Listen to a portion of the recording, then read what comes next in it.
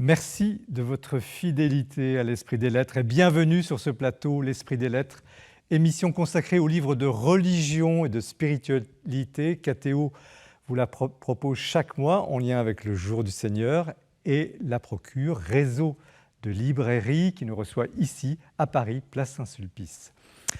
L'actualité est marquée par l'annonce du voyage du pape Léon XIV en France en septembre prochain. Mais il y a une autre actualité qui s'installe dans le monde catholique, qui a beaucoup fait parler, celle de la nouveauté des catéchumènes, jeunes adultes, jeunes adolescents, qui frappent à la porte de l'Église pour demander le baptême. Alors c'est sans doute une grande nouvelle, une bonne nouvelle pour les communautés, mais cela pose aussi des problèmes, parce que beaucoup de ces nouveaux baptisés ne restent pas toujours dans les communautés, ce qui pose effectivement des questions. Peut-être la question de la transmission, de la connaissance de la foi, cela sera aussi un thème de cette émission. Qu'est-ce que les gens connaissent du christianisme, de l'Église catholique ?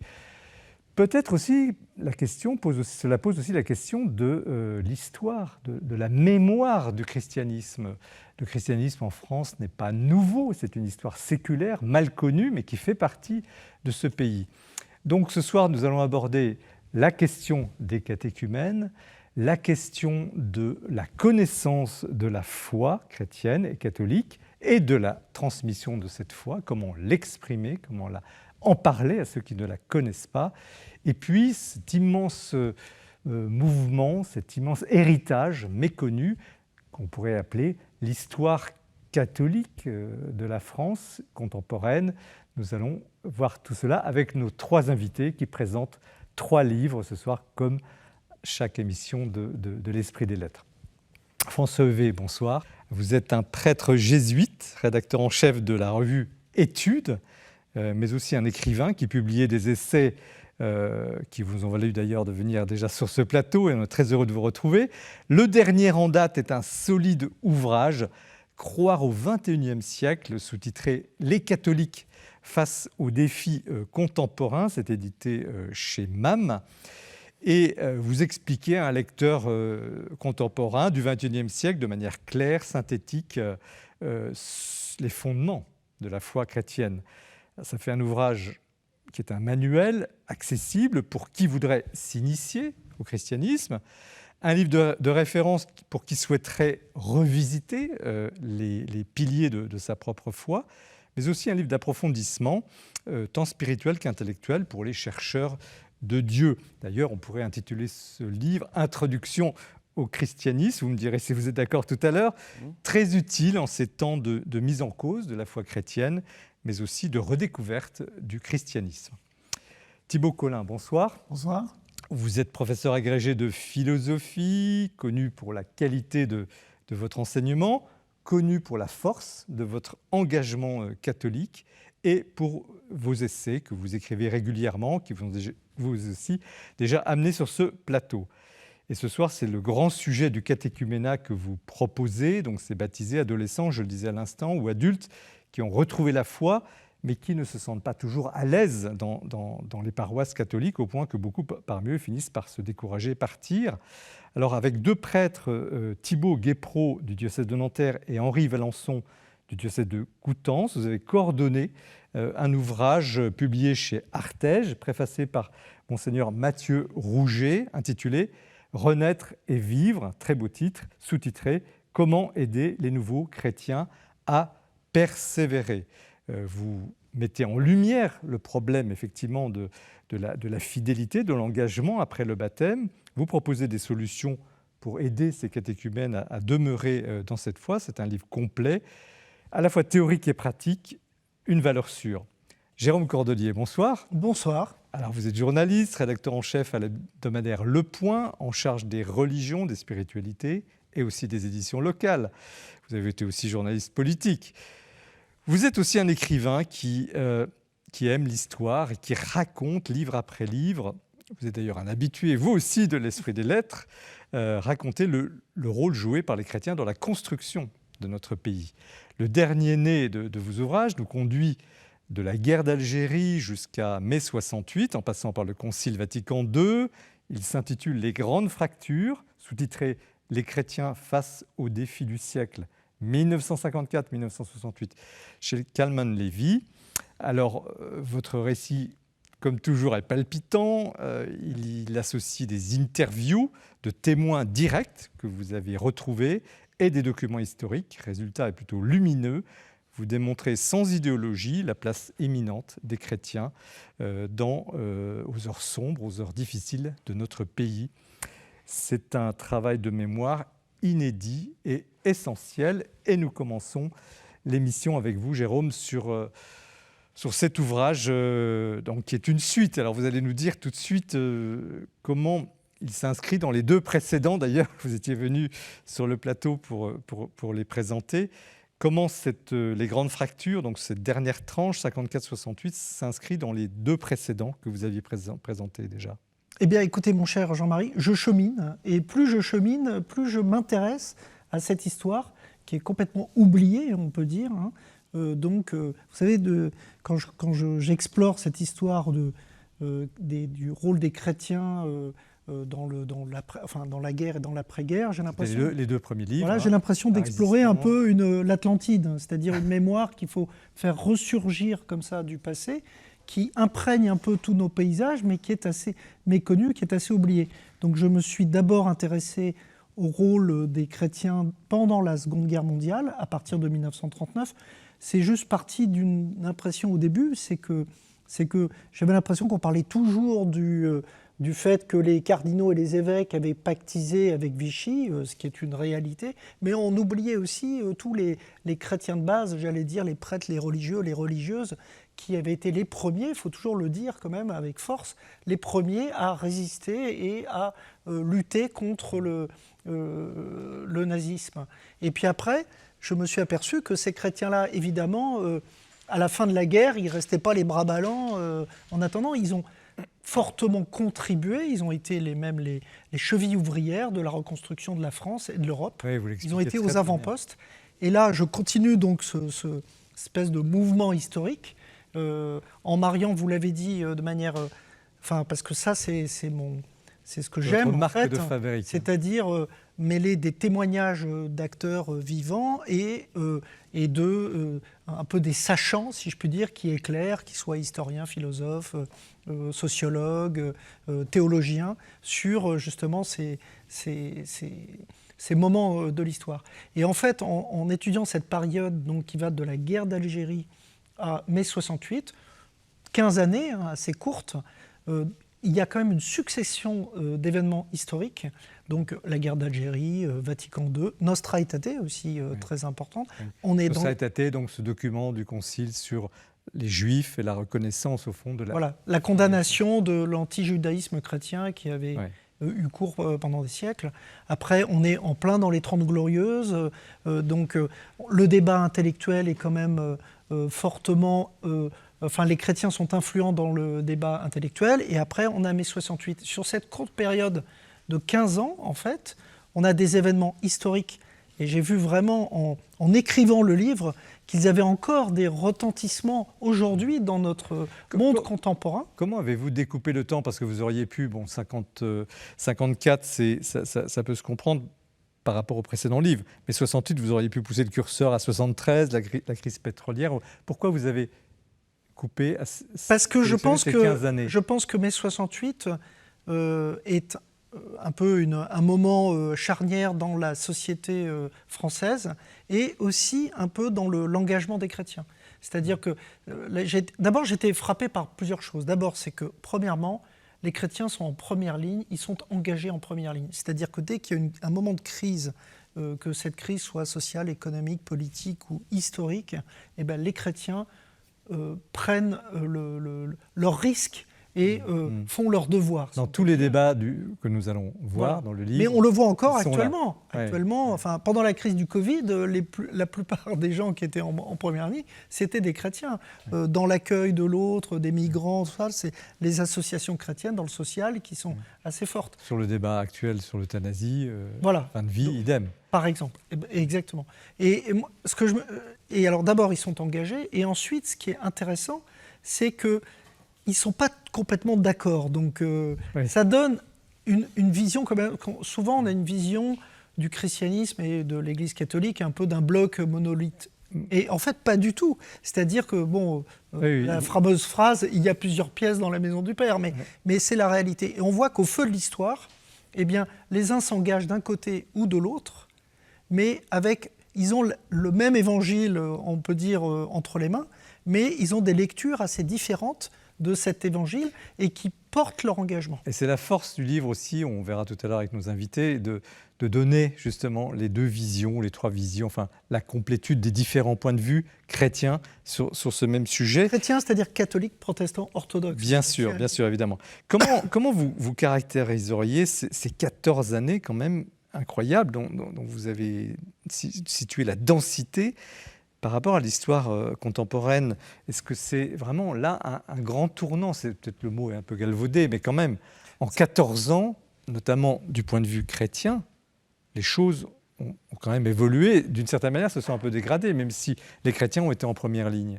Oui, alors, ce qui m'a vraiment frappé, c'est que je ne pensais pas, avant de commencer ce livre, que c'était à ce point-là. C'est-à-dire que c'est quand même des années charnières très importantes. C'est-à-dire qu'il va y avoir un bouleversement dans la relation à l'autre, la relation au Sud, les décolonisations, la relation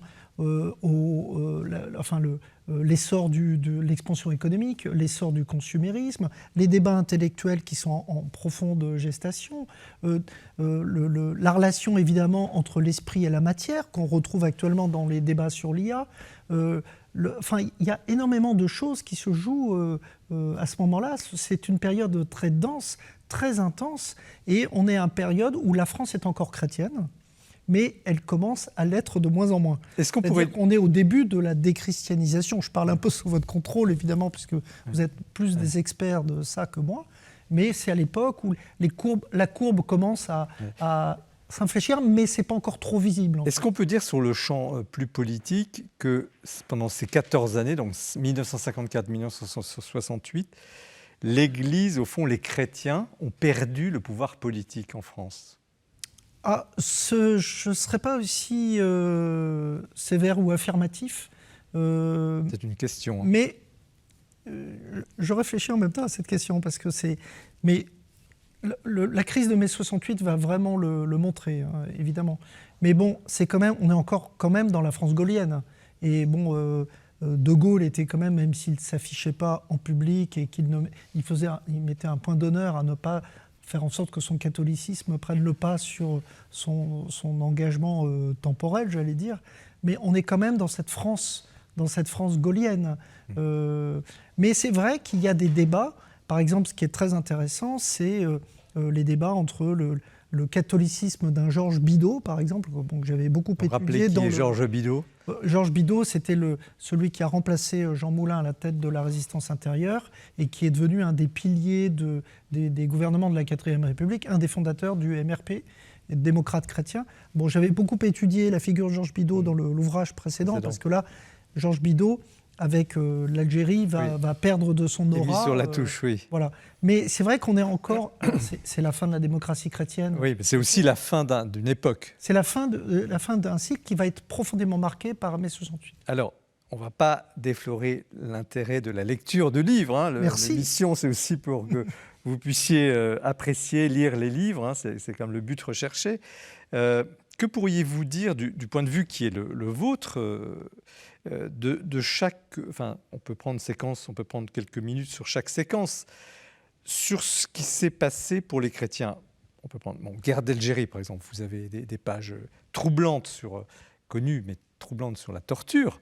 Le débat et la prise de position contre la torture de l'Église. Bon, est-ce que c'est le point central de l'action des chrétiens pendant la guerre d'Algérie? Oui, mais pas seulement. évidemment, les chrétiens ont été les premiers à dénoncer la torture, notamment par des religieux, religieuses, prêtres de base.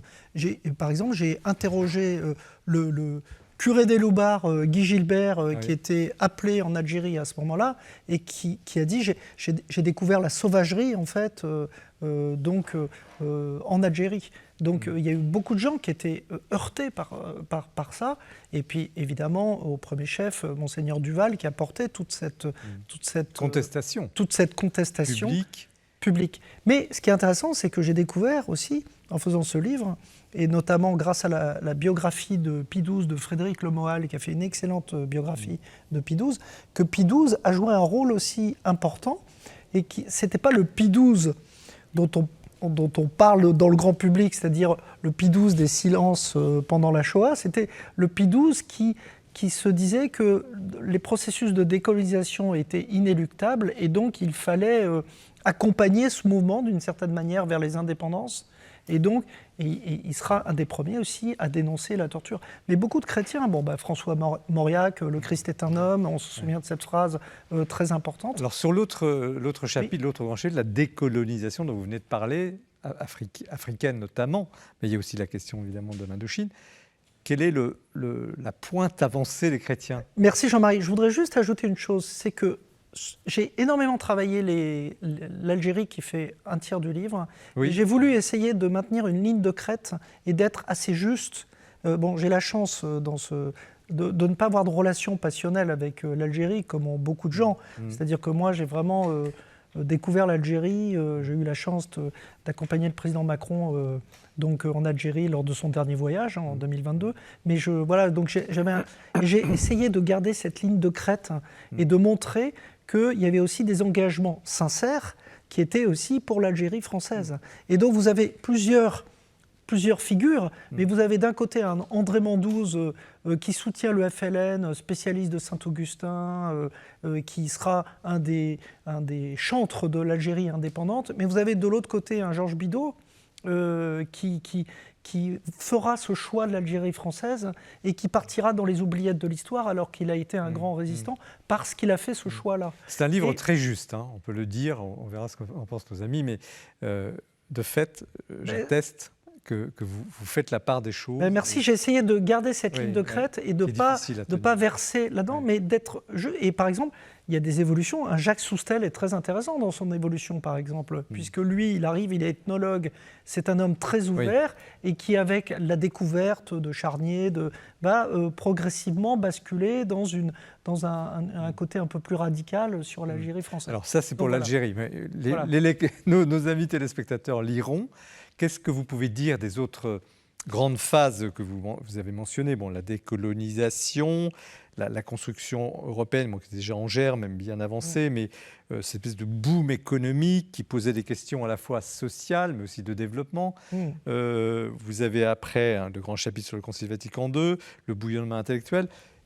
Que pourriez-vous dire pour situer justement la pointe de l'action de chrétiens? Vous racontez aussi les catholiques, les protestants, les orthodoxes, dans ces Par exemple, combats. sur les processus de décolonisation, moi je préfère dire au pluriel, parce qu'il n'y a pas eu une décolonisation, mais les circonstances sont différentes en fonction des pays. Eh bien, la plupart des grands dirigeants qui vont faire ces pays indépendants ont été éduqués dans l'humus chrétien, j'allais dire. Léopold Sédar Senghor, que j'ai découvert en faisant ce livre, je connaissais évidemment comme tout le monde, mais je ne savais pas la richesse en fait de cet homme. Il a failli être prêtre, il est devenu le premier président du Sénégal indépendant, mais Houphouët-Boigny, Biya, qui est toujours en exercice, le plus vieux président du monde, donc 92 ans, 8e mandat, que le pape a vu au Cameroun récemment. Et donc il y a beaucoup de dirigeants comme ça qui sont des chrétiens.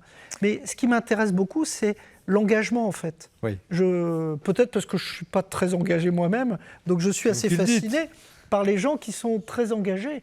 Et je trouve que par exemple, ce qui est intéressant, c'est de voir comment on se met dans l'époque et comment au feu de l'histoire, si on peut dire, chacun prend des routes différentes, mais en tout cas empoigne l'histoire. C'est ça qui est intéressant. Et par exemple, dans mai 68, c'est très intéressant. Vous avez d'un côté un Jean-Marie Lustiger, qui est assez conservateur au centre Richelieu, qui ne peut pas supporter en fait les séditieux, aussi parce qu'ils disent CRS égale SS. Oui. Et lui, dont la mère est morte en camp de concentration, il ne peut pas entendre ce slogan, c'est pas possible.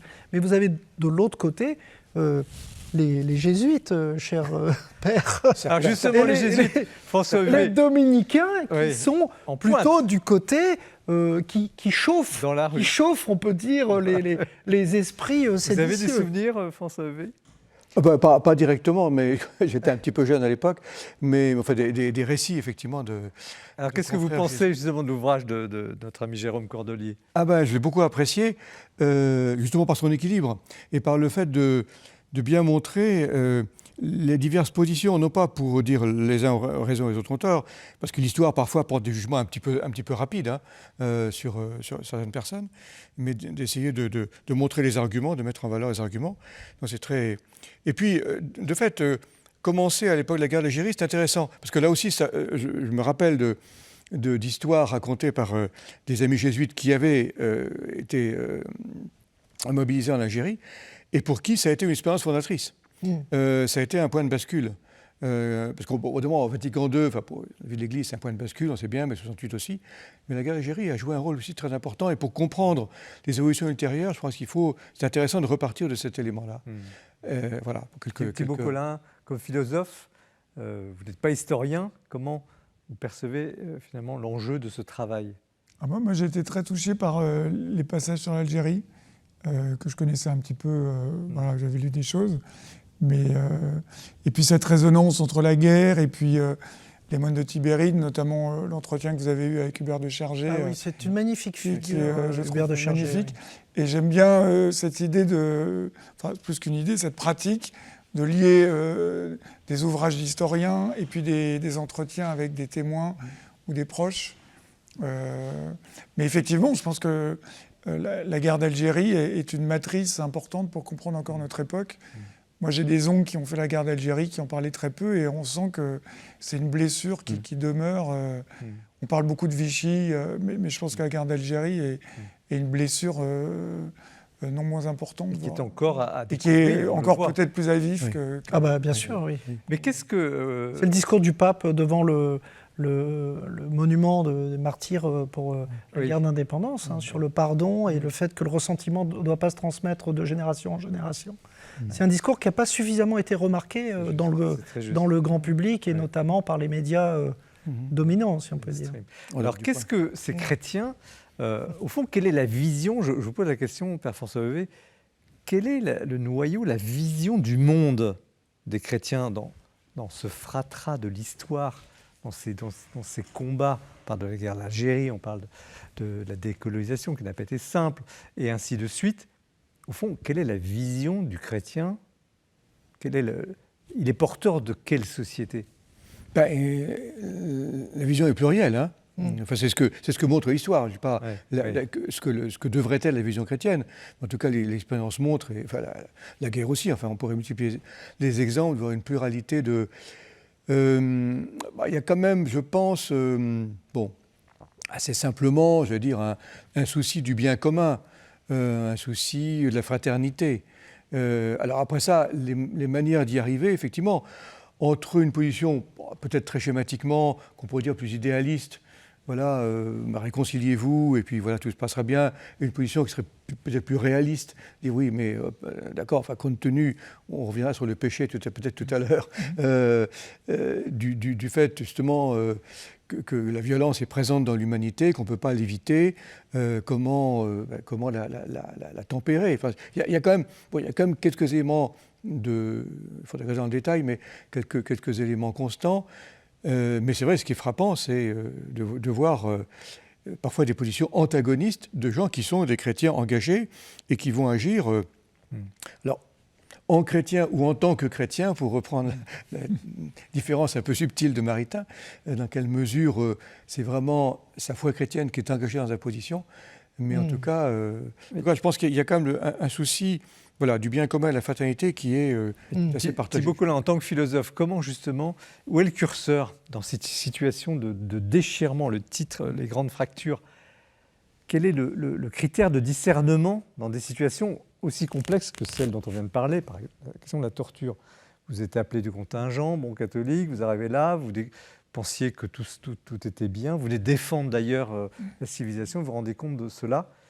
Choc, et puis après, discernement, réflexion sur l'action, que faire? Dire oui, non, refuser, obéir aux ordres. Oui, puis avec la pression énorme des uns et des autres, mais alors, en tant que chrétien, en tant que philosophe, comment, où est le curseur? Enfin, comment le curseur, c'est la conscience morale. Après, c'est facile de le dire tranquillement installé sur un plateau de télévision, mais d'obéir à sa conscience, et en formant sa conscience. Mais on peut imaginer que les jeunes appelés de 19 ans qui débarquaient là et qui étaient engagés dans des situations d'urgence, quand bien même ils avaient une conscience formée, ça devait être très difficile d'y voir clair. Ça demande non seulement donc la conscience, mais ensuite le courage, et puis la complexité, parce que après coup, c'est facile de dire il ne fallait pas torturer. Votre livre, je trouve, montre assez bien les cas de conscience que des gens probablement très honnêtes ont pu avoir et qui n'ont pas forcément réglé comme nous on l'aurait réglé. Quoi que ce soit, mais donc je pense que je trouve que l'intérêt de votre livre aussi, c'est de nous plonger dans le drame de l'histoire. C'est justement ce que je voulais ajouter, c'est qu'il y a aussi une des choses, je pense que les chrétiens ont puissamment en tout cas, c'est le sens de l'histoire. C'est-à-dire le sens de l'importance de l'événement qui est en train de se passer. Donc, où ils arrivent peut-être à discerner ce qu'on a appelé les signes du temps de temps en temps, mais de voir qu'au milieu de ces événements qui vont être des grandes fractures, évidemment, vont générer des grandes fractures à la fois dans les chrétiens par rapport à la société qui les entoure et aussi au sein de leur communauté assez large, eh bien, ils arrivent à discerner, si je puis dire, mot jésuite, ce qui est important, ce qui est essentiel et ce qui est moins, ce qui est plus accessoire. En fait. Sur une histoire longue. Alors François Heuvet, est-ce que l'Église a à rougir ou à peut-être s'enorgueillir de ces 15 années turbulentes et de tournants, avec un peu de recul? Oui, alors j'hésiterais à dire le bilan est globalement positif, parce que ça rappelle une expression célèbre et un peu problématique. Mais de fait, je pense qu'il y a eu... le Concile Vatican II a été vraiment un événement important, une prise de conscience du changement de société et de la nécessité que la parole chrétienne puisse continuer à parler à cette société. Alors, après ça, évidemment, si on regarde les différents événements, les positions... Alors l'Église, justement, l'Église, c'est à la fois la hiérarchie et les chrétiens. Il n'y a pas que la hiérarchie. Bon. Et donc, dans la position des évêques, je dirais pour la guerre d'Algérie, plutôt... on peut ajouter, c'est que l'Assemblée des cardinaux et archevêques de France avait pris position contre la torture. Donc là, il y a un engagement assez clair. Après ça, pour le reste, c'est... tout ça, évidemment, est partagé. Le concile est un événement intéressant parce qu'évidemment, il s'agit de rapprocher l'Église de la modernité, mais le problème, c'est que la modernité, elle galope. Et donc, juste après le concile, quand Paul VI produit cette encyclique Humanis Vitae, qui interdit la contraception et la pilule, en même temps, quelques années... Très peu de temps après, les protestants, et notamment l'Église réformée protestante, va, accepter la contraception, la pilule. Il faut dire que l'encyclique de Paul VI a généré aussi des fractures au sein du monde chrétien. Il y a beaucoup de fidèles, et notamment des femmes, évidemment, qui se sont détournés un petit peu de l'Église à cause de cette prise de position. Oui, alors, dernier point, ça va trop vite. Il faut dire que le livre est très riche. Dernière question à chacun. Quelle leçon tirer pour aujourd'hui, finalement, de cette expérience-là? S'il y avait une leçon à retenir de cette période, de ces 15 années, pour la société actuelle et le rôle, voire la vocation des chrétiens dans notre société française aujourd'hui. S'il y avait une leçon, Thibaut Collin. difficile à dire. Je pense l'importance de la prière pour nourrir le discernement. Je pense que la prière, c'est vraiment ce qui donne la quille, qui va permettre... parce que pour discerner, il faut être prudent, il faut s'informer, il faut être aux aguets, être dans le dialogue, dans l'ouverture. Mais si on n'a pas cette rencontre personnelle avec Dieu très régulière, je pense qu'il y a quelque chose qui manque et on peut vite être embarqué. Pour affronter les tempêtes du temps. Jérôme Cordelier, une leçon à retenir pour la situation actuelle? Vraiment, ce sont des hommes et des femmes qui se retroussent les manches face, pas forcément à la grande histoire, mais face... ce qui est très intéressant, on n'a pas parlé de ça, mais je l'évoque beaucoup dans mon livre, c'est le rôle aussi des grandes dynasties industrielles qui ont bâti des groupes importants, qu'ils soient catholiques ou protestants, et qui ont été un peu les moteurs des Trente Glorieuses, de l'essor économique. Et dans un autre domaine, François Heuvet témoigne de l'importance de la revue Études. Dans le domaine intellectuel, il y a eu un bouillonnement culturel intellectuel dans lequel les chrétiens... Quelle serait la leçon? Se retrousser les manches. Se retrousser les manches face à l'importance de l'histoire et face à l'importance aussi de la notion de faire société. François Heuvet, vous avez le mot de la fin de ce premier débat. Oui, je dirais tenir ensemble à la fois un regard sur le monde contemporain et un regard sur l'Évangile, et ça je rejoins la prière que soulignait tout à fait très justement Thibaut Collin. C'est ces deux regards, c'est à la fois sur la terre et au ciel. Voilà. Je crois que parfois c'est crucifiant, mais c'est fondamental. Merci Jérôme Cordelier. Les grandes fractures, les chrétiens face aux défis du siècle, 1954-1968, chez Kalman Levy. Nous poursuivons l'émission en retrouvant Mathilde Mailleux qui nous présente l'actualité du livraire. Restez bien avec nous. Nous allons parler du catéchuménat et des enjeux de l'accueil de ces adultes et adolescents dans l'Église. L'actualité du livre religieux en ce mois de mai, il aura une teinte toute particulière avec la première lettre encyclique du pape Léon XIV, Magnifique Humanité. C'est un texte fort, dense et qui nous engage. Tout d'abord, il nous invite à reconsidérer la question donc de l'intelligence artificielle qui aujourd'hui envahit nos vies, envahit vraiment tout notre quotidien. Il nous invite à poser cette question, à nous poser cette question.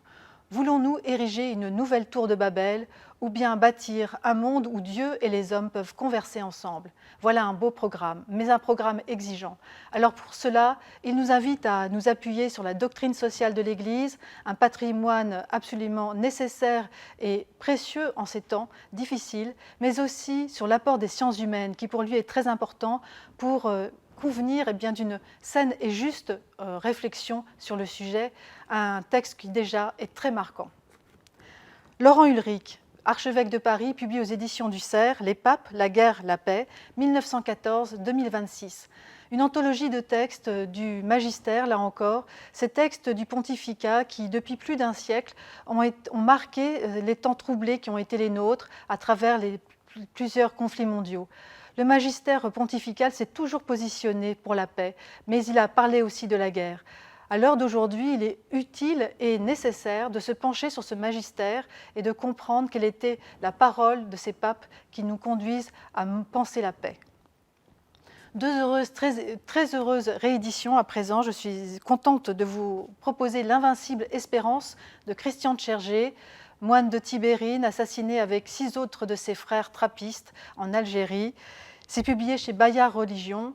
C'est un texte particulier car il contient ce testament spirituel de Christian Tchergé, un texte paru en 1996 dans La Croix qui a troublé la France entière. C'est Adieu que j'envisage, mémorable, et un texte, tout ce livre est vraiment à redécouvrir avec beaucoup d'émotion.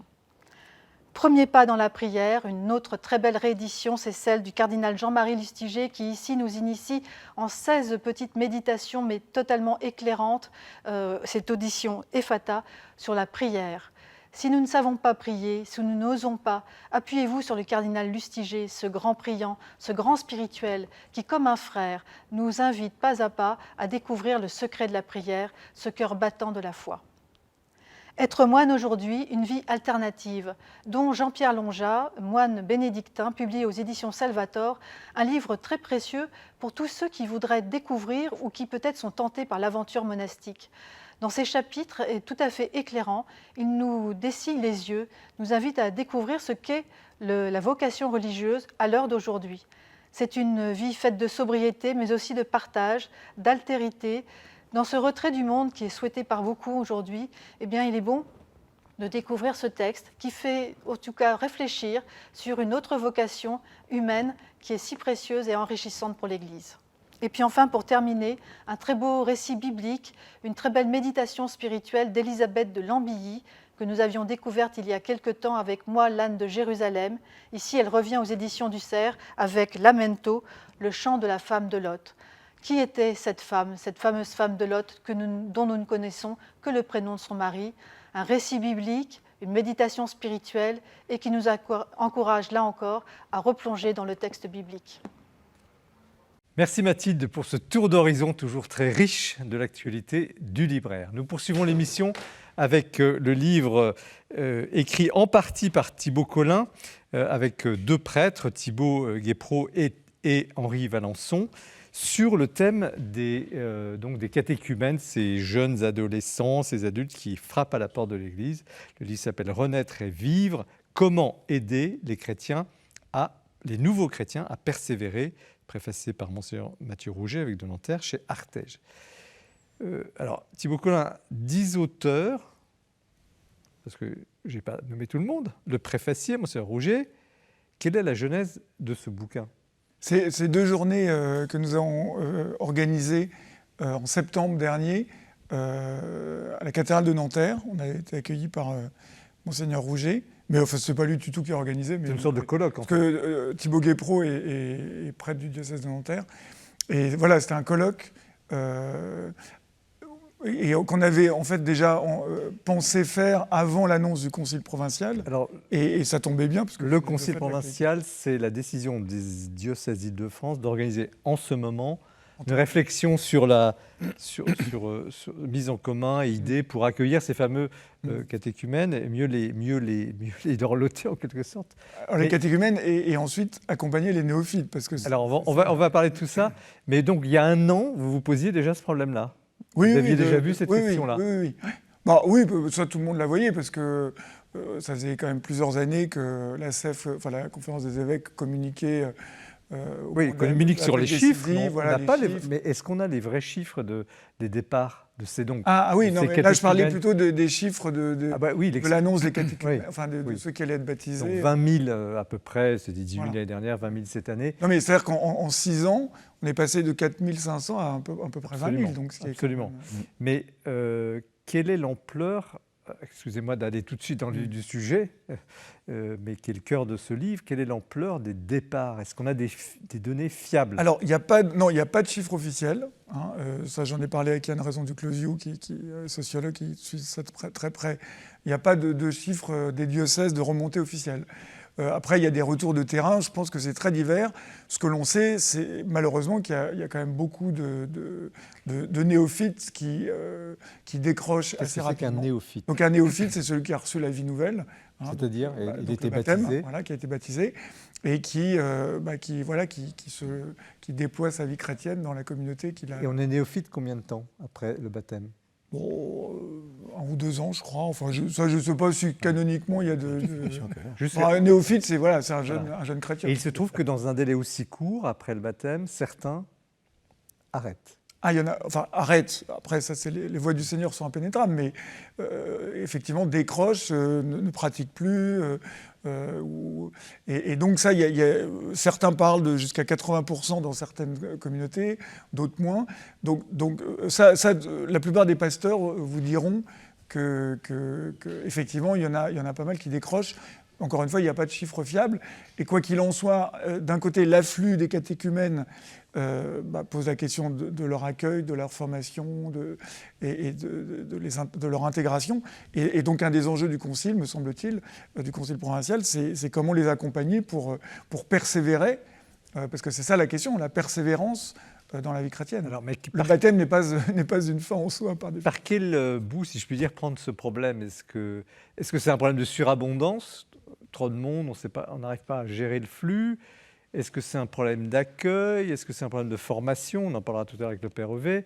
Est-ce que ça...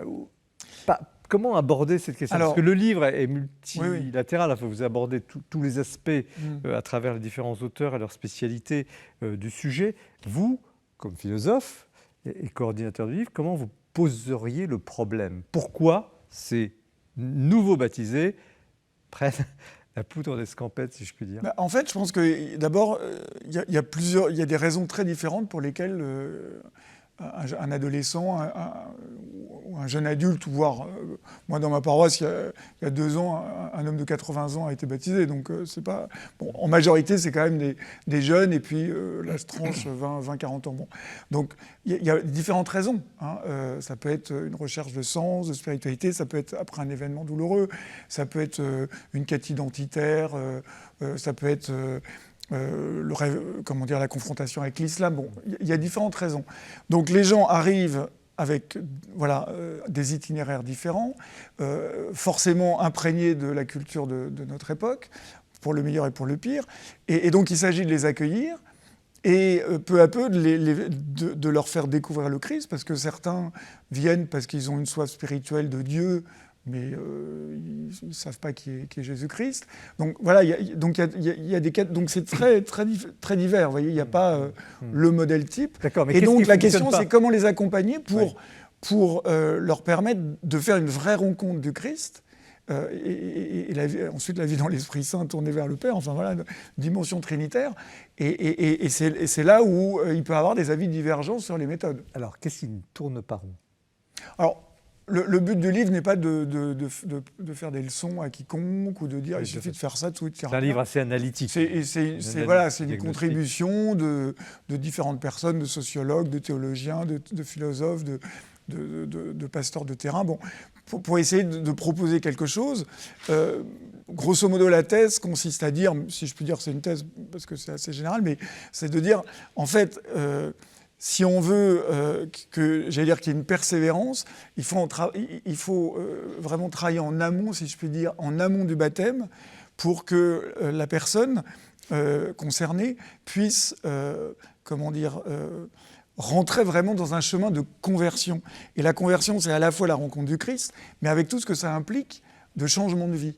Or, c'est pas une découverte, qu'il y a quand même un certain fossé entre les habitudes sociales et culturelles aujourd'hui. Ce ne sont pas forcément les mêmes qu'autrefois, mais entre le monde au sens de Saint Jean et l'appel du Christ, il y a toujours eu des différences. Bon, là, en l'occurrence, il y en a encore aujourd'hui et des importantes. Et donc, comment prendre ces gens dans ce que Saint Jean-Paul II appelle des structures de péché pour peu à peu les aider à rentrer dans cette dynamique de vie dans l'esprit, avec ce que ça peut impliquer de renoncement, de changement de vie. Parce que finalement, s'il n'y a pas ce travail un peu exigeant de prendre le temps, mais en fait, ce n'est pas qu'une question de temps, ce n'est pas parce qu'on a attendu 3 ans que... C'est plus de challenger la personne en se disant, mais voilà, là, il y a un problème objectif, est-ce que tu es prêt à renoncer à ça ou à choisir ça? Et c'est ça qui est difficile. Et donc, finalement, si il n'y a pas ce travail en amont, vie spirituelle, très bien, on présente des choses, mais après, en fait, la course du monde reprend le dessus assez rapidement parce qu'il n'y a pas eu une vraie conversion. Quand vous lisez les Actes des Apôtres ou les lettres de Saint-Pierre ou de Paul, etc., on sent cette exigence de radicalité. Alors, il ne s'agit pas de faire une religion d'élite, on ferme la porte à tout le monde, mais finalement... d'avoir cette audace, et je pense que dans beaucoup de paroisses, c'est le cas, d'avoir cette audace de l'annonce du Christ et qui implique un changement de vie. Alors, en fait, c'est pas parce qu'on est chrétien depuis longtemps qu'on ne doit pas aussi changer de vie. Hein. La conversion est un processus récurrent. Mais voilà, si on déconnecte trop, finalement, le baptême et ensuite la vie, il y a un moment où finalement, aller le dimanche à la messe. Qu'est-ce qui peut aider ces nouveaux baptisés à pas à s'accrocher, mais peut-être à s'engager davantage à ce niveau d'exigence, puisque vous pensez que c'est peut-être une nécessité? Est-ce que ça passe par de l'enseignement, par plus de fraternité, plus d'accompagnement? Comment faire? Un peu tout. Je crois qu'il y a un relatif consensus pour dire qu'il y a un travail d'intégration communautaire important.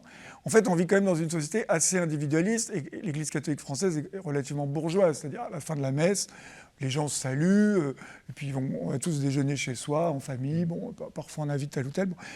Dans d'autres pays, moi j'ai vécu à Madagascar, ou chez les évangéliques, dans certains, même dans des paroisses ou des communautés évangéliques, finalement vous passez le dimanche en communauté. Alors je ne dis pas que forcément tout le monde doit passer le dimanche ensemble, mais il y a une sorte de dimension communautaire. Il ne faut pas oublier que les gens qui sont baptisés aujourd'hui, parfois se coupent de leur milieu immédiat, pas forcément au sens où ils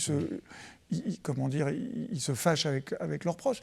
Et donc, s'ils n'ont pas d'amis chrétiens, s'ils ne sont pas dans une matrice chrétienne, c'est très, très difficile. Déjà, quand on est intégré, c'est déjà pas toujours facile.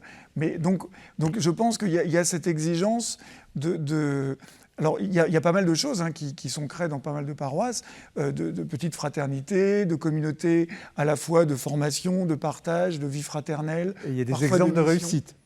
Oui, bien sûr. Oui, il y a beaucoup de choses qui... Mais est-ce que vous iriez jusqu'à dire que, dans certains cas, il ne vaudrait mieux pas accéder à la demande du demandeur de baptême, dire non, tu n'es pas prêt, ou alors à telle condition? Non, je pense que le pasteur n'a pas... Enfin, après, les pasteurs, ils font ce qu'ils veulent, mais n'a pas à dire non. Mais on peut dire, au lieu de dire oui tout de suite, on peut dire oui, mais pas tout de suite. C'est-à-dire que l'idée le pré-catéchuménat me semble être une idée intéressante. C'est-à-dire, on accueille la personne, et voilà, on l'aide. Alors, pré-catéchuménat, vous allez me dire, c'est déjà le catéchuménat, mais quand vous entrez en catéchuménat, il y a quand même déjà une direction très nette et avec des parcours souvent assez normés. L'histoire de l'Église et le pré-catéchuménat permet de faire le point de la situation, de voir si la personne vraiment a le désir de grandir, de rencontrer davantage de crises, et prendre conscience des situations parfois de blocage. Il peut y avoir des situations objectives qui vont être difficiles à gérer, et si on les traite pas en amont, ça peut effectivement créer des problèmes. Donc moi je dirais pas, encore une fois je suis pas directement pasteur, mais non, mais parfois oui, mais pas tout de suite. Et pas tout de suite, ça veut dire non pas on rejette la personne, mais on l'aide, on l'accompagne dans un chemin qui peut prendre du temps. Alors je me tourne vers vous, Père François V, spontanément, puisque vous êtes prêtre, jésuite qui plus est. Comment vous recevez finalement ce diagnostic et cette prudence? Parce qu'au fond, le livre, il est très intéressant par le panorama, à la fois avec les yeux logiques, canoniques, enfin tout y est. Mais vous dites en un mot, attention, si l'on veut conserver, le mot est malpropre, ces catéchumènes, il vaut mieux les prévenir, les préparer, les accompagner. Est-ce que c'est une démarche recevable? C'est une prudence légitime, tout à fait. Je pense que dans une société qui n'est plus chrétienne, il faut que les chrétiens aient une certaine cohérence. C'est-à-dire que quelqu'un dont, je dirais, le type de vie ne correspond pas à ce qu'on attend d'un chrétien, il y a un problème. Autant, je dirais, dans les sociétés anciennes chrétiennes, tout le monde était baptisé, limite, on ne faisait pas trop attention à ça. Là, aujourd'hui, il y a une affaire de cohérence. Alors ça, c'est une première chose. Une deuxième chose, c'est effectivement l'importance du soutien communautaire. Moi, j'habite à Saint-Denis, un diocèse donc très multi-tout, dans lequel, évidemment, les chrétiens et les catholiques sont très peu nombreux. Et ce n'est pas évident d'être catholique dans cet environnement. Quand on est... alors, je ne vais pas donner de lieux particuliers, mais il y a peut-être des lieux où l'ambiance est peut-être plus porteuse. Bon, là c'est pas... Quand on est à l'école publique Saint-Denis, quand on est catholique, jeune, c'est pas évident. Donc, s'il n'y a pas ce soutien, cet environnement qui porte, donc je trouve que c'est tout à fait légitime de poser la question. Vous iriez jusqu'à l'expression ou la réalité de micro-chrétienté dont le livre parle, de créer des petits espaces peut-être Alors, non pas clos, mais disons... alors, pas clos, enfin, au sens de communauté, simplement. Je prendrais le mot de communauté. Non pas au sens, justement, je ne suis pas à l'aise avec le pari bénédictin de certains de Rothbard. C'est pas une communauté close, parce que justement, la communauté chrétienne, elle est par nature missionnaire, donc elle est ouverte, forcément. Mais c'est simplement, je veux dire, humainement, on a besoin d'un soutien. Et c'est le cas pour les chrétiens, c'est le cas pour les prêtres. Jérôme Cordelier, comme journaliste, observateur, historien, comment vous recevez ce livre? Ce que je trouve intéressant, c'est que c'est quelque chose de l'intérieur, en fait. C'est-à-dire, on est embedded, comme on dit en latin. Oui.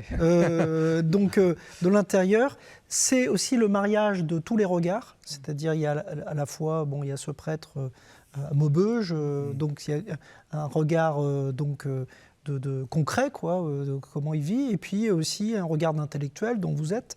Yann Raison du Closiou, les sociologues, d'autres prêtres, des théologiens, enfin, c'est intéressant. Et je pense, enfin, à ma connaissance, mais là je me tourne vers vous, Jean-Marie, qui est un fin observateur de l'Église catholique, c'est un des premiers livres, en fait, qui fait un peu l'analyse de ce qui est en train de se passer et qui est quand même un petit peu une révolution dans l'Église catholique, qu'on disait une Église fatiguée, tournée vers le passé, et qui tout d'un coup se réveille, un regain. Alors évidemment, faut pas chanter, faire sonner les cloches trop fortement, puisque vous parlez justement de ceux qui partent. Voilà, il y a aussi les baptêmes d'enfants qui sont en chute. Guillaume Cuchet, dans les études, un fameux article il y a quelques semaines, qui disait quand même, pour relativiser les chiffres, même on est très content qu'il y ait en 2000, il y avait 400 000 baptêmes, et en 25, il y en a 200 000. Donc, tous les chiffres qu'on veut. Donc voilà, Mais alors, ce qui est intéressant ce qui montre que la courbe de sécularisation perdure, même s'il y a, comme Guillaume Cuchet parle de ressac. Et ce qui est intéressant, c'est que vous, père, vous vivez à Saint-Denis, donc vous avez parlé du multiculturalisme, si on peut dire. Mais ce qui est intéressant, c'est que je vois un peu les poumons spirituels actuellement de l'Église, notamment en France. Eh bien, ce sont des banlieues un peu populaires. Je me souviens avoir fait un reportage à Trappes, par exemple, qui est une paroisse qui est extrêmement vivante, avec une jeune fille là, qui aurait converti plein de monde, qui a 25 ans, qui est très exaltée, mais au bon sens du terme. Et ce qui est intéressant, c'est que ce catholicisme est en train de se revitaliser, si on peut dire, par l'apport de populations qui viennent de l'extérieur. Et donc c'est ça qui est intéressant, parce qu'on a trop l'image d'un catholicisme un peu bourgeois. Oui, c'est vrai. Je vous coupe, Jérôme Cordelier, parce que la pointe du livre, c'est de dire ça, c'est vrai, mais de dire attention. C'est un livre, il n'est pas négatif, mais il est très réaliste sur ce phénomène. Et je vous pose à tous les trois cette question. Est-ce qu'on a le droit, est-ce que l'Église a le droit de contraindre ce qu'on pourrait considérer comme une grande marée, un souffle de l'Esprit Saint, puisque c'est la Pentecôte? Est-ce qu'on doit prendre autant de précautions pour des gens qui viennent avec tout leur cœur, leur méconnaissance de l'Église? Parfois, ils ne connaissent même pas Jésus-Christ, ils ont un songe qui les a conduits là. Ils sont réveillés le matin en se disant « je veux être baptisé ». On a des témoignages de ce genre. Est-ce que l'Église doit freiner l'esprit? La thèse du livre, c'est pas de freiner. Rassurez-nous. Non, pas du tout. C'est pas du tout de La freiner. thèse du livre, c'est de discerner. Non, mais c'est ça. C'est-à-dire que sinon, on a une approche un peu sentimentale. Ils arrivent, c'est très bien, tout va bien. Puis si après, 2 ans après, il n'y a plus personne, est-ce que l'esprit a soufflé? Oui, mais enfin, c'est la responsabilité aussi des pasteurs et des laïcs, des laïcs en situation, justement d'accompagner ce mouvement de l'esprit. Et me semble. Alors, je dis pas du tout qu'il n'y a pas d'autres méthodes. Voilà. D'ailleurs, c'est un des enjeux du Concile provincial de réfléchir sur ça. Mais encore une fois, il ne s'agit pas de freiner, mais justement de prendre la mesure de la gravité de ce qu'est l'engagement à la suite du Christ. À la suite du Christ, dont parle saint Ignace, c'est pas une promenade parsemée de roses. Enfin, vous voyez, ne serait-ce que par exemple toute la dimension du combat spirituel. Si on prépare des gens au baptême aujourd'hui sans les initier véritablement au combat spirituel dans ces différentes dimensions, en fait, on leur ment. On leur ment parce que fondamentalement, la vie chrétienne, c'est le combat spirituel. Et j'allais dire spécialement aujourd'hui, mais ça l'a toujours été. Donc il me semble que ça, c'est une dimension, il ne s'agit pas de freiner. François Heuvet. Oui, effectivement, il y a une question de discernement. Et l'insistance sur la conversion me paraît effectivement tout à fait important. Alors, en même temps, le sacrement n'est pas la récompense de la conversion, c'est aussi le médicament pour la conversion. Et c'est là où justement l'aspect discernement donc ira un peu deux écoles. Il y a ceux pour qui effectivement, tant qu'il n'y a pas la conversion n'est pas assurée, on ne va pas accéder au sacrement. Et d'autres qui diront, le sacrement permettra la conversion. Bon. Alors ça sera, c'est un débat permanent, hein, c'est pas nouveau, et ça serait intéressant que justement dans ce concile provincial, cet élément vienne, et qu'on ne soit pas simplement dans une sorte d'admiration béate, on va accueillir tout le monde, et tout le monde est beau, tout le monde est gentil.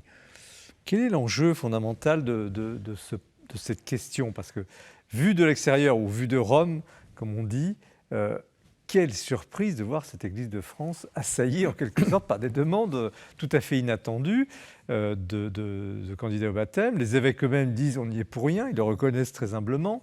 Bref, c'est une divine surprise et elle est à la fois grevée par la gravité de ce que cela représente. On ne s'engage pas comme ça dans le christianisme, vous le dites très bien.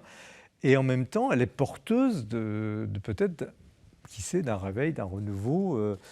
Quel est l'enjeu de ce livre, de cet effort d'accueil, de cette capacité de transmettre cette foi à ceux qui n'ont rien reçu au préalable? Quel est l'enjeu fondamental pour l'Église de France? Moi, je pense que l'Église de France aussi peut-être bénéficie du travail de vérité qu'il y a eu depuis quelques années, notamment autour des abus, même s'il y a encore sûrement beaucoup de choses à faire.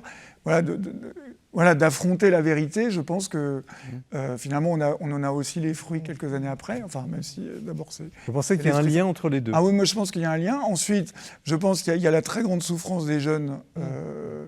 Le livre de Pierre Valentin, là, qui sort ces jours-ci chez Gallimard, le dit bien. Oui. Très très grande souffrance. Alors concrètement, vous êtes professeur. Oui. Alors moi, je suis pas le mieux placé pour. Pas quand même. Vous voyez quand même régulièrement, vous côtoyez. Oui. Je vois tous les jours. Quand vous dites souffrance des jeunes, c'est quoi?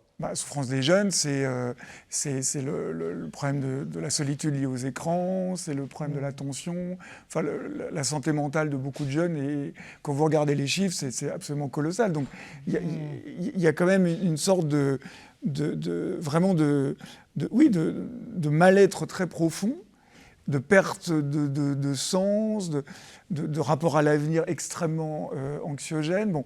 Donc tout ça fait qu'il y a une véritable quête, et cette quête, une soif de Dieu qui est au plus profond du cœur de l'homme et qui réapparaît de manière parfois un peu anarchique, et donc il y en a qui vont voir les musulmans, d'autres qui sont touchés par les évangéliques, et d'autres qui frappent à la porte de l'église. Moi je connais bien un prêtre qui est dans une grande banlieue parisienne, qui me dit, chez moi il y a 70 nationalités sur le territoire de sa paroisse, il me dit, ici tout le monde est croyant en fait. Je veux dire, il y a aussi une pression dans ces coins-là, finalement, quelle est mon identité?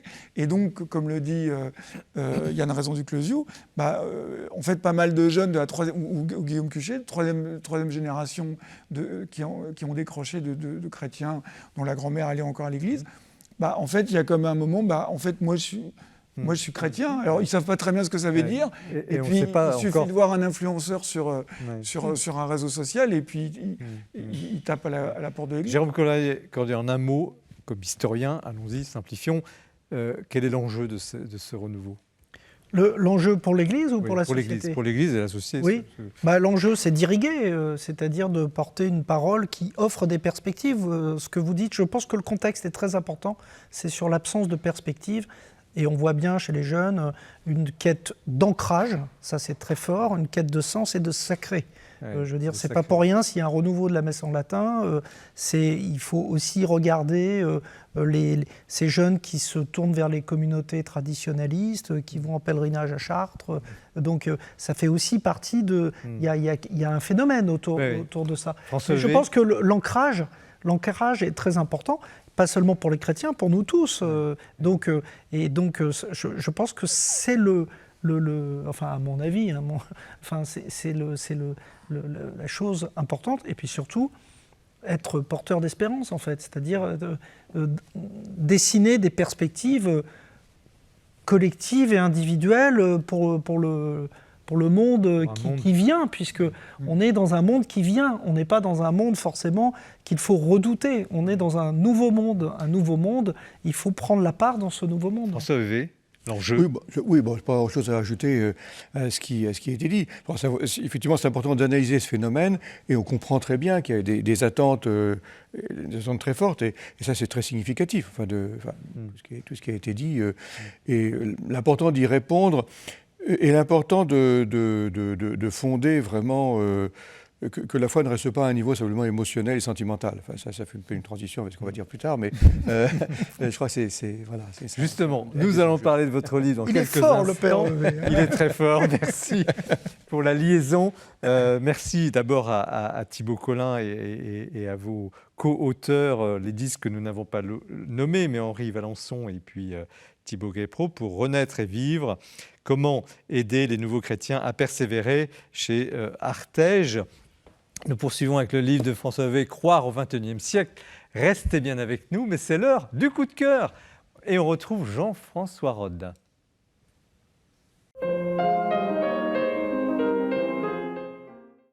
Aujourd'hui, je voudrais vous recommander un livre remarquable de Benoît de Sinetti qui s'appelle La cause du Christ et qui est sous-titré L'Évangile contre l'identité chrétienne, identité chrétienne étant mis entre guillemets. C'est un livre bref, vif, tonique, plein de verve. On voit tout de suite que l'auteur ne va pas se faire que des amis avec ce texte. Voilà sa thèse principale. Pour nombre d'essayistes, de politiques et de médias, la défense d'une prétendue identité chrétienne est désormais un combat, une obsession violente. Nous serions dans une guerre de civilisation et l'Église serait inconsciente et naïve. Ces commentateurs sont des marchands d'illusions et des cyniques qui instrumentalisent le sacré. Ce sont des faussaires qui mentent sur le message des évangiles. Ne cherchons pas le Christ dans les discours de haine ou les replis identitaires, il n'y est pas. Benoît Sinetti est prêtre. Il ne faut pas se laisser enfermer dans la notoriété médiatique qu'il a, puisqu'il a célébré les obsèques de Johnny Hallyday, de Julia Dirico, notoriété qui n'est pas si facile que ça à porter, dit-il. Il a été ordonné prêtre en 1997. Il a été pendant quelques années secrétaire particulier de Monseigneur Lustiger. Il s'est beaucoup occupé de jeunes, d'étudiants. Il a été aussi aumônier des scouts. Il a été vicaire et curé de paroisse. Et finalement, il a été donc nommé vicaire général du diocèse de Paris.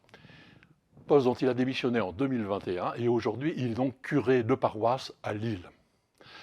Il prend donc la parole pour constater qu'un certain nombre de gens dans notre société, en particulier les jeunes, ont besoin de repères, ont besoin de cadres. Et il se met en colère contre ceux qui utilisent en fait cette attente pour défendre une soi-disant identité chrétienne qui est en fait l'exact opposé de l'Évangile, puisqu'elle repose en fait sur la peur de l'autre, sur la haine, sur l'exclusion. Alors, il met les points sur les i, il cite vraiment les hommes politiques ou les hommes de médias qu'il critique. Il met aussi en cause l'utilisation de la religion que fait un Trump ou que fait un Poutine avec Kirill qui bénit en fait l'invasion de l'Ukraine. Bon, impossible de rentrer dans toutes les analyses qu'il fait, qui sont plus subtiles que ce que je viens de dire. Et je vous assure que l'argumentation, en fait, est fine et nuancée. Et que ce livre mérite vraiment d'être lu. Merci Jean-François pour cette évocation du livre de Benoît Sinetti que nous avons déjà reçu sur ce plateau. Et nous poursuivons l'émission avec l'ouvrage de François V, Croire au XXIe siècle, la foi catholique face aux défis contemporains aux éditions MAM. Un petit mot quand même, j'ai dit que vous étiez rédacteur en chef de la revue Études, qui est à la fois très connue est mal connu. Qu'est-ce que c'est que Études, en quelques mots? Études, c'est un mensuel qu'on qualifie de culture contemporaine, c'est-à-dire qu'on aborde toutes sortes de sujets, enfin tout ce qui fait à la fois l'actualité internationale, les questions de société, les questions religieuses, évidemment, les questions culturelles, avec une importante section de critique de livres, voilà, pour essayer de porter un regard chrétien ou humaniste sur le monde actuel et essayer de comprendre les enjeux, essayer de donner des éléments de discernement pour s'orienter dans le monde actuel. Et c'est encore une revue papier. C'est une revue papier lire, qui a un site internet, qui a une formule numérique aussi. Voilà. Et qui est de trame jésuite. Et voilà, de la tradition revue. jésuite, encore soutenue par la Compagnie de Jésus. Très bien. Alors, vous publiez ce livre qui est, je disais tout à l'heure, une sorte d'introduction à la foi chrétienne. Pourquoi sortir ce livre maintenant? En fait, il prend un peu la suite, il s'inscrit dans une histoire. Il y a 25 ans, le père Bernard Sesboué, autre jésuite, avait publié un livre, Croire. Je ne sais plus le sous-titre, mais c'était donc début du XXIe siècle. Et l'éditeur a trouvé que c'était intéressant de le renouveler, disons, de proposer une présentation de la foi chrétienne qui intègre ce qui s'est passé depuis. Voilà. Donc, c'est un peu, pas un toilettage, mais enfin, c'est notre style. Mais enfin, voilà, il s'inscrit dans cette perspective.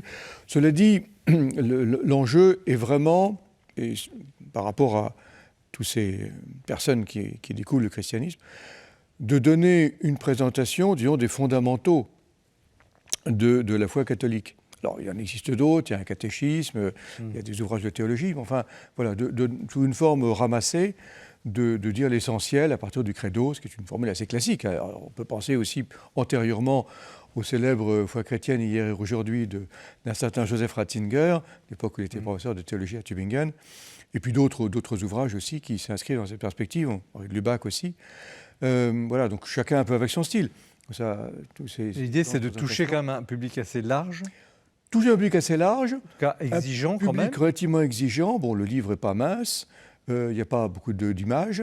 Mais donc des gens catholiques, probablement pour une bonne part, ou chrétiens en général, mais aussi peut-être un peu plus loin de l'Église, mais qui voudraient découvrir un peu ce qu'est la foi chrétienne de manière... Mais comment avez-vous travaillé en rédigeant c'est pas des articles, enfin, vous passez en revue finalement les fondements. Oui, c'est ça. Quel a été votre souci en écrivant?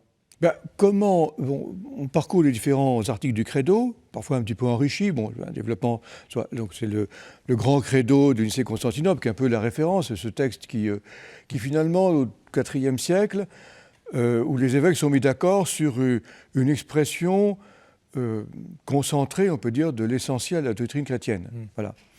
Alors j'enrichis un petit peu parce que je fais un développement sur la descente aux enfers qui n'est pas dans le credo de Nicée-Constantinople, enfin pas un thème qui me paraît intéressant. Puis il y a d'autres éléments qui ne sont pas directement dans le credo, mais j'intègre là-dedans. Il y a des choix que j'ai faits. Donc voilà, c'est reprendre ces différents éléments et simplement qu'est-ce que moi j'ai à dire de ça. Comment je parle de l'incarnation, comment je parle de la résurrection. D'abord, c'est un livre personnel aussi. Forcément. Hein, là, autant, j'allais dire, le catéchisme est un ouvrage qui n'est pas anonyme, enfin qui a un côté, objectif. Là, il y a une dimension un peu plus personnelle. Il y a ma sensibilité. Pourquoi je prends telle ou telle question. J'aborde un premier chapitre, une sorte de diagnostic du regard sur le monde contemporain, d'analyse. Alors je mets en avant des éléments qui me sont peut-être plus proches. Après ça, chacun aura sa sensibilité. C'est normal. Mais je pense, ça me paraît important aussi de conjoindre, j'allais dire, l'élément objectif. Enfin, le credo, c'est objectif. La plupart des éléments que je dis, je pense que c'est d'abord l'ouvrage a été lu et relu et contrôlé par les instances à qui il appartient d'en juger. Mais en même temps, d'avoir aussi une parole plus personnelle. Enfin, voilà, c'est pas une confession de foi, mais un peu les deux. Qu'est-ce qui distingue, parce que le livre, c'est la foi catholique au défi contemporain, qu'est-ce qui distingue, au fond, la foi catholique de la foi chrétienne? Alors, le credo est commun à toutes les confessions chrétiennes. Pour l'essentiel, c'est ça. Alors ensuite, il y a évidemment Ce qui distingue, c'est surtout sur le plan de l'ecclésiologie, l'Église. Bon, c'est ça essentiellement. Pour le reste... Les sacrements, peut-être? Oui, alors le sacrement aussi, bien sûr. Donc ça concerne aussi globalement la vie de l'Église, c'est la dernière partie du symbole. Parce que pour le reste, je veux dire, sur la création, sur l'incarnation, sur la résurrection... la Trinité que vous développez, c'est au moins pour les grandes confessions. Et quel serait, au fond, et vous qui avez quand même de l'expérience, c'est votre métier, vous êtes jésuite, vous êtes théologien, et peut-être l'avez-vous redécouvert, je ne sais pas, je vous pose une question peut-être naïve, mais quel est le trésor du christianisme? C'est la bonne nouvelle de l'Évangile. Alors, bonne nouvelle, ça veut dire c'est une heureuse nouvelle. Mais qu'est-ce qui vous fait vibrer? Quand vous faites un livre comme ça, vous dites au fond, il y a quelque chose d'essentiel, de magnifique, dans ce monde désespéré, on vient d'en parler. Je pense que je vais lui en parler. L'un des points forts, je dirais deux points forts de la foi chrétienne, pour moi fondamentaux, pas très original, mais c'est quand même ça, c'est l'incarnation et la résurrection. Que Dieu se soit fait homme, c'est-à-dire que finalement il y a une sorte de communion intime entre l'humain et le divin. C'est quelque chose du reste que, je ne sais pas si beaucoup de chrétiens sont conscients de ce que ça représente finalement, fondamentalement. Parce on est quand même un petit peu de mes sentiments que oui, Jésus est, c'est un homme remarquable, ou alors c'est une apparence humaine, mais vraiment qu'il est complètement humain et complètement divin, c'est quelque chose qui est à la limite incompréhensible, mais en même temps bouleversant. Parce que justement, c'est le signe que, d'abord de la valeur de la personne humaine, c'est une parole, je parle de la création, Dieu vu que cela était bon, c'est une parole positive, alors pas au sens de positiver, mais une parole fondatrice pour évidemment l'humanité qui donne plein d'espérance. Je crois que le cœur même du message chrétien, c'est le message d'espérance. Et ça, on a besoin aujourd'hui. On sait bien que le monde est chaotique, etc. Plein de violence. Mais cette parole d'espérance et l'incarnation et la résurrection aussi, je veux dire, qui confirme, c'est cohérent. C'est-à-dire que à partir du moment où Dieu s'incarne dans une personne humaine, cette personne ne peut être que vivante. Voilà, c'est là qu'on est... Mais qu'est-ce qui a justement cette résurrection et cette incarnation, quelque chose d'incroyable au sens strict du terme, à commencer par nos amis, nos frères juifs, musulmans, qui ne comprennent pas, qui disent mais... Et je veux dire, c'est précieux qu'ils le disent, pour nous faire prendre conscience... Sans parler du rationalisme. On le récite bravement à la messe tous les dimanches, voire tous les jours, tous les dimanches pour le credo, mais sans forcément prendre conscience de ce que ça représente. Et que certains vous disent, mais attendez, je fais une discussion avec un musulman qui sortit le Coran, Dieu n'est pas engendré, ne peut pas engendrer. Oui, c'est vrai que ça se comprend rationnellement. Et qu'est-ce que je dis finalement quand je dis ça, quand je dis qu'il y a cette relation de communion entre l'humain et le divin? Je pense que c'est quelque chose qui est vécu...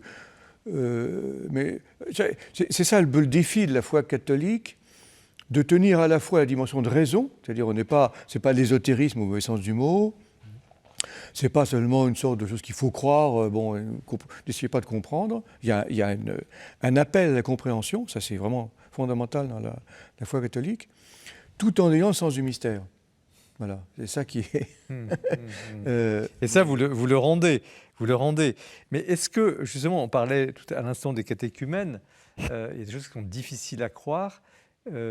Est-ce que tout doit être cru? Est-ce que le credo, évidemment, c'est la foi de l'Église, mais du point de vue du pasteur, et ce livre est aussi un livre de pasteur, comment parler, comment communiquer cela, cette bonne nouvelle, vous avez envoyé une bonne nouvelle, cet émerveillement dont vous venez de faire part, comment le dire à des gens qui n'ont rien reçu?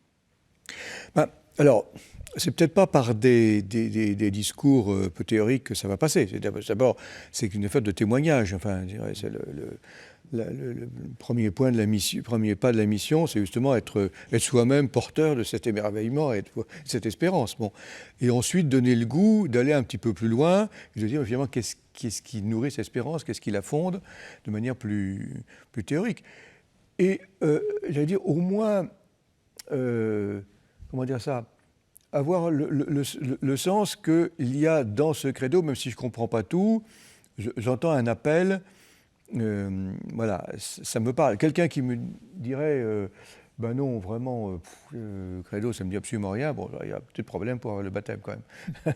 Mais même si, bon, je n'ai pas d'idée très claire là-dessus, la résurrection, ça me pose question, mais enfin, j'entends un appel, voilà. Là, je pense qu'il y a quelque chose, c'est un bon point de départ. Est-ce qu'il y a une vérité chrétienne? Ben oui, j'espère. Est-ce qu'il y a Non, mais d'abord une vérité existentielle multiple, oui. On peut se poser la question. Ce livre, il exprime une vérité? Oui, j'espère, oui. Au sens, la foi chrétienne, c'est un appel justement à vivre en vérité. Alors, ce n'est pas d'abord une vérité théorique, même si évidemment ça passe par des mots, par un discours, forcément, et il y a des vérités, comme on dit, mais fondamentalement, c'est une vérité existentielle, d'authenticité, voilà, et que ce qui est dit dans la foi chrétienne. Alors après ça, évidemment, ce qui est dit par des mots, ça nécessite une explicitation, et c'est pour ça justement que les mots du credo, le credo c'est un texte du IVe siècle, bon, qu'on traduit en grec, et originellement en grec et en latin, qu'il faut traduire et qu'il faut expliquer. Et là, pour le coup, il y aura différentes explications. Mais fondamentalement, c'est la vérité sur la personne humaine, finalement. Hein? Le cœur du message chrétien, c'est pas une affaire sectaire, c'est pas simplement les chrétiens, ceux qui se reconnaissent dans un certain type de discours, puis il y en a d'autres à côté on a la prétention de dire la vérité sur l'humain, ce qui est quand même assez culotté, et que ce que l'on dit pour nous est valable pour tout homme, toute personne humaine. Dernière question avant de donner la parole à nos amis invités, qui rejoint d'ailleurs la question de la persévérance. Vous dites...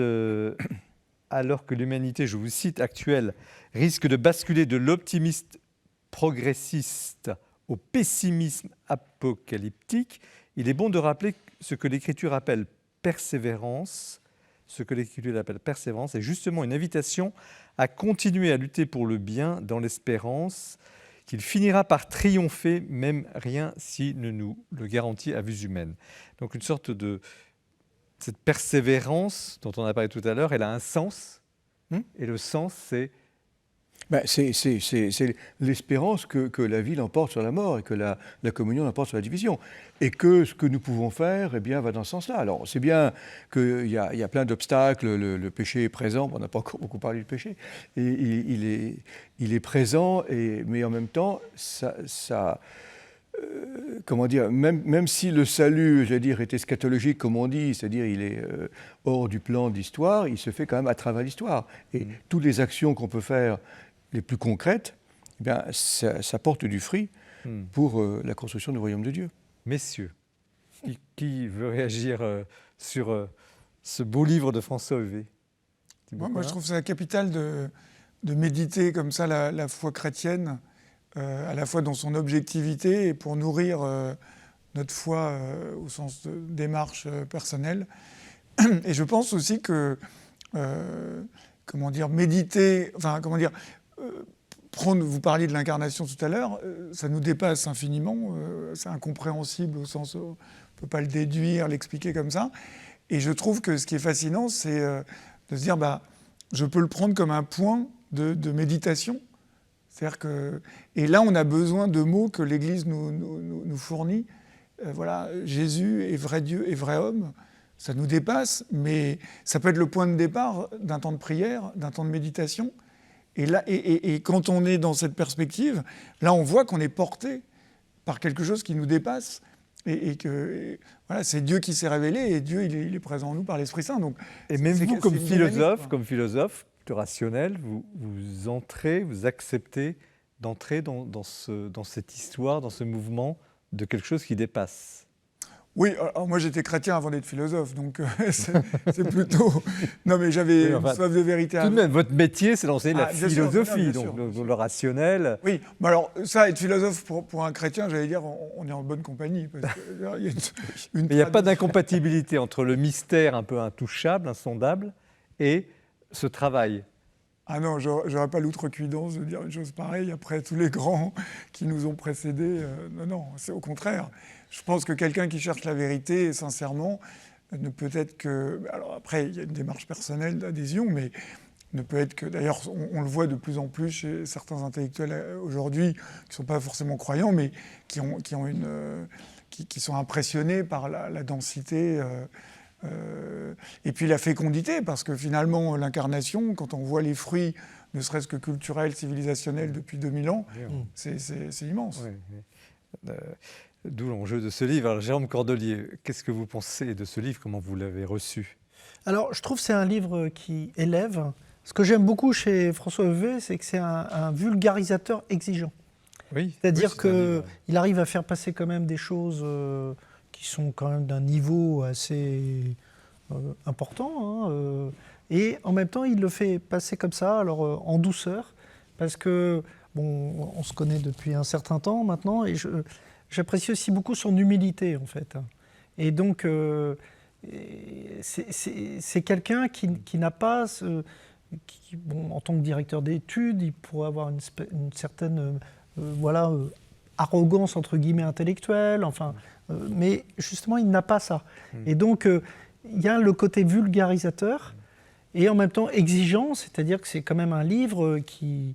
Voilà, c'est pas forcément un livre grand public, c'est un livre dans lequel il faut rentrer, il faut cheminer, mais en même temps, on peut aussi grignoter quelques passages et essayer de construire son propre chemin. Oui, parce qu'il y a beaucoup d'approfondissements que vous livrez qui effectivement éveillent l'attention et suscitent la méditation. Mais oui, pardon. Je vous en prie. Non, ce que j'ai apprécié aussi, c'est que bon, j'ai fait un entretien avec le père Heuvet et il disait beaucoup aussi que ce que je lui ai demandé, parce que c'est une question qui me taraude beaucoup, sur pourquoi il y a peu de débats au sein de l'Église catholique, en fait. Et je trouve qu'il y a répondu en vérité, c'est-à-dire en disant qu'effectivement, c'est quand même un corps social important, avec des gens engagés, des gens qui sont exigeants, des gens qui lisent, qui sont engagés dans leur temps, dans leur société, et qui en fait débattent peu, remettent peu en cause le magistère, ce qu'on peut dire, ce qui peut être dit d'en haut, en fait. Et donc c'est intéressant de... par exemple, je crois que vous m'aviez dit, il y a plus de débats chez les protestants quand même. Oui. Et je trouve que ce livre invite aussi à ça, c'est-à-dire au débat, et il y a une espèce d'invitation, d'initiation à la culture du débat. Thibaut Collin, vous êtes d'accord avec cette analyse de Jérôme Cordelier? Oui, alors le fait de débat. Sur le débat, c'est vrai que on ne va pas débattre de l'incarnation, puisque par définition, on y adhère ou on n'y adhère pas, mais après qu'il y ait des débats, oui, il peut y avoir des débats pastoraux, des débats sur des questions plus concrètes ou dans l'ordre des moyens. Et ça, je pense que c'est très important de le faire toujours dans la charité. Ce qui n'est pas toujours facile parce qu'en général, on a vite tendance à... On parlait de ça tout à l'heure avec la guerre d'Algérie, qui est un autre sujet, mais... les passions voilà, en fait, quand on est chrétien, on a vite tendance à investir notre foi dans ce qu'on dit et parfois, il faut savoir... Mais la démarche du pape François, enfin, je parle aussi sous votre contrôle, mais d'inoculer... la synodalité, justement, et de bas en haut de l'édifice, si on peut dire, et dans cette démarche d'essayer d'installer une culture du débat. C'est-à-dire que, mais moi, enfin ça c'est mon avis, je trouve qu'il y a, il pourrait y avoir plus de débats, en fait, plus d'affrontements, plus de... Pour autant, j'ai encore dit, si vous permettez, moi j'ai l'impression quand même que ce livre, bien sûr, il ouvre au débat, mais il est quand même, c'est une somme qui... je dirais pas défini, parce qu'il y a d'autres livres pour le faire, mais qui dit ce qu'est la foi chrétienne, quand même. Oui, mais il ouvre des portes. François Heuvet. Oui, je ne vois pas un débat, comme disait Thibaut Collin, il y a ces questions, on ne va pas en débattre pour ou contre l'incarnation, etc. Et alors peut-être après ça, il faut regarder sur telle ou telle interprétation, bon, on peut discuter sur des points de sensibilité, ça c'est...